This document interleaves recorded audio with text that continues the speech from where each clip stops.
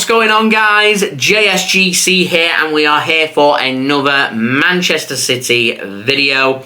We're here today for my match review, match reaction and match analysis of Manchester City's match against Arsenal, which has ended in defeat for Manchester City by 1-0 thanks to a goal from Gabriel. Martinelli towards the end means Manchester City face back-to-back defeats for the first time in nearly 5 years, and handing a little bit of an incentive there to Mikel Arteta's men, and Arsenal will also Arsenal's first victory over Manchester City under Mikel Arteta as well. So plenty to ponder and plenty for Manchester City to think about and plenty to talk about too. So if you are enjoying the content, please do subscribe. That'd be much appreciated. Social media links, they're in the description if you want to go and follow me on my Twitter and Instagram. Email also in the description too if you want to hit me up for any sponsorships for any videos or any general business inquiries. TikTok link also in the description if you want to go and follow me on there. Do leave a thumbs up, 100 likes is the aim, and most importantly, do let me know your thoughts in the comments below. What do you thought went wrong here for Manchester City? What do you think City can do better? And what implications do you think this is going to have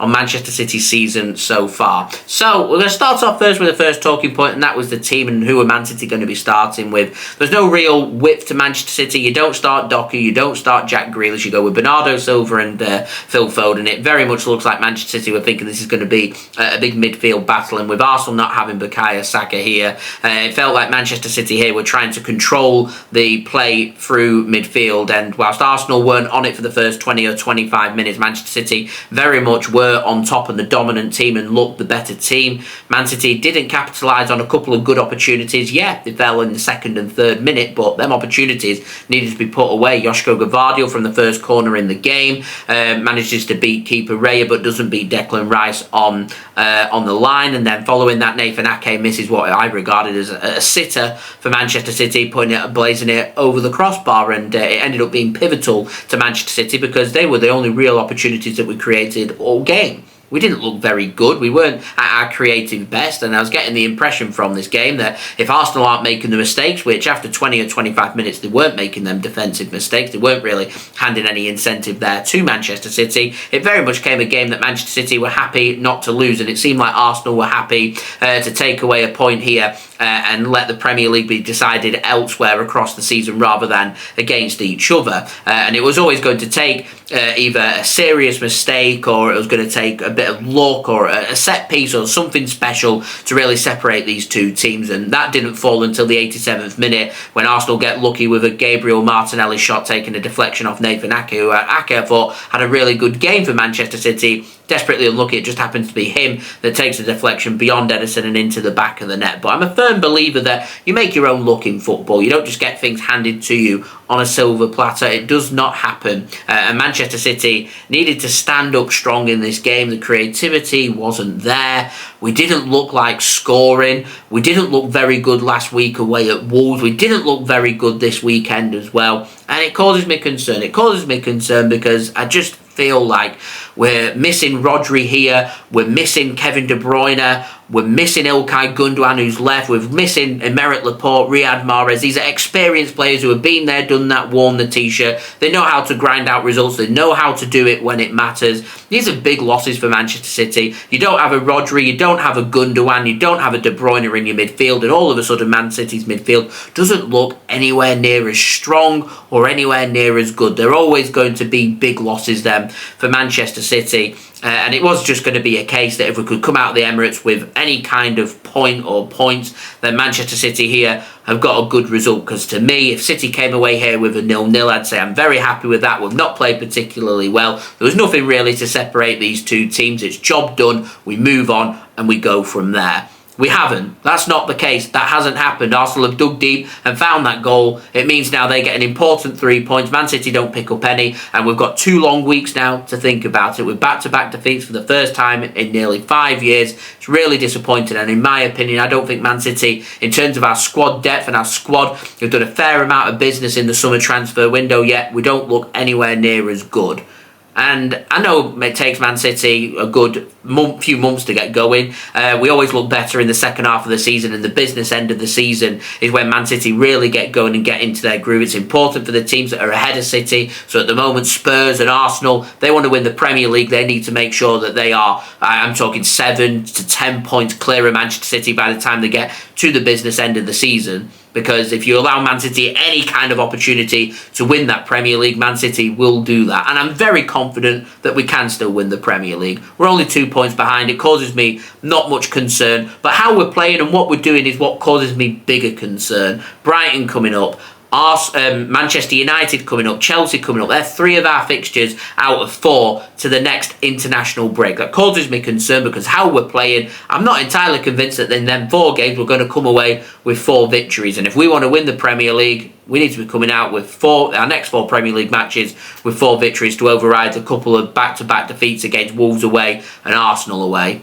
Disappointing from Manchester City, a really disappointing performance. I'm sure the players are disappointed, all the fans are disappointed, everyone's going to be losing the plot. But Manchester City need to sort it out, and they need to sort it out quick. Normally, I'm not a real fan of these 2-week international breaks, but I actually think back-to-back defeats is a good thing here for City to have this international break. Gives us a couple of weeks to really think about and get our priorities straight. We won a lot of games last season. We won the treble last season. We've been there, done that, worn the T-shirt. I don't know if it's a motivation thing for Manchester City that we've won everything, that we're getting a bit lackadaisical or lacking a bit of motivation. I don't know. I can't quite put my finger on it. But whatever is happening with Manchester City, we don't look half as good as what we looked in the business end of the season last season.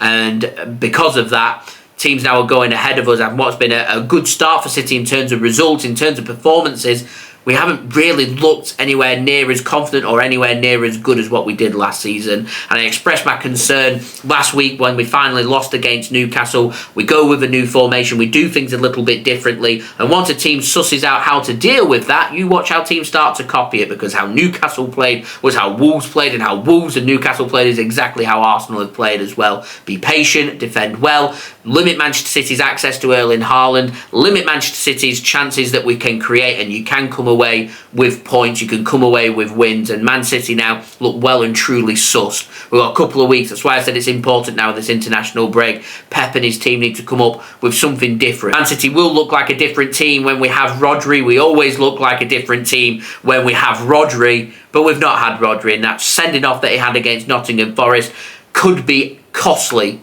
at the end of the season, could be really costly. Thankfully, it's happened really early on in the season that it's not going to have too much of an impact. And if Man City don't end up winning the Premier League come the end of the season by a few points, I could come back to this point of Rodri getting these red cards, but we've got enough games to put it right, and City need to put it right. And when you pick up disappointing losses, you need to make sure you bounce back and come away with some really good victories. And that's what Manchester City need to do.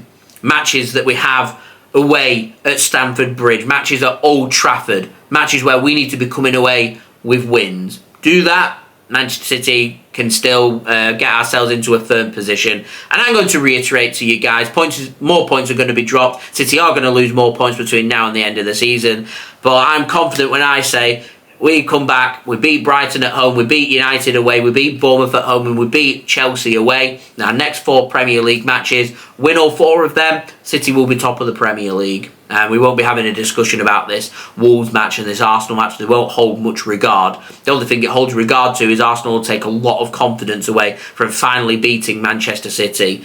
It depends what team City turn up with as to whether Arsenal could do us at the Etihad. But from what I saw today, really disappointed with Manchester City's performance and approach in this game, and hopefully we can rectify that in the coming weeks. It's a disappointing way to go into the international break, and it's a long 2 weeks for us to think about it. So there we go. I'll try and have a bit of positivity over the international break by having some transfer updates and stuff for you guys to enjoy, so we can just bounce back rather than dwelling on some really disappointing results from City over the last couple of weeks. But we need to bounce back, and we need to remain positive and stay strong. But the warning signs are there from what I've seen this season of us not being as good as what we were last season. And with the high expectations City have got, quite frankly, to me, the money that's been spent and been invested, and the stage that City are at, and what we've done and what we've achieved, you need to be building upon that, not allowing other teams to catch up. And my fear here is Man City have allowed Arsenal to play catch up. We've allowed Liverpool and Spurs to play catch up on us.